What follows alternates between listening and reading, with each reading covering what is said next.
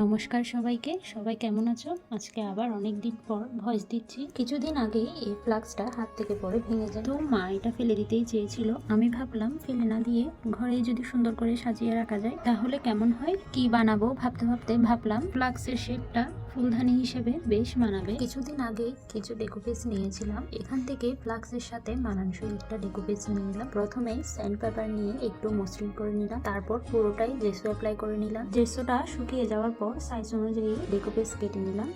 আমার কাছে মডপোস না থাকায় ফেভিকল আর জল 1:1 রেশিওতে মিক্স করে ফ্লাক্সের ওপর ডেকোপেসটা অল্প অল্প করে সেট করে দিলাম। শেষে ভালো করে শুকিয়ে যাওয়ার পর বার্নিশ করে দিলাম যাতে অনেক দিন টিকে। উপরে আর নিচে আমি ডেকোপেসের সাথে ম্যাচিং করে হালকা পার্পল কালার পেইন্ট করে দিলাম। শেষে আমি একটু হোয়াইট লেস অ্যাড করে দিলাম। এই তো আমার ফুলদানিটা রেডি। এটার সাথে আমি ম্যাচিং করে ফুল বানাবো যাতে সেটার সাথে খুব সুন্দর করে মানিয়ে যায়। তোমরা কিন্তু অবশ্যই আমাকে কমেন্ট করে জানাবে আজকে আমার এই আইডিয়াটা তোমাদের কেমন লেগেছে। আর এরকম নতুন নতুন আইডিয়া জানার জন্য আমার পেজ ফলো করে দিবে আর ইউটিউব চ্যানেলটা সাবস্ক্রাইব করে দিবে। সবাই খুব ভালো থাকবে। সবাইকে নমস্কার।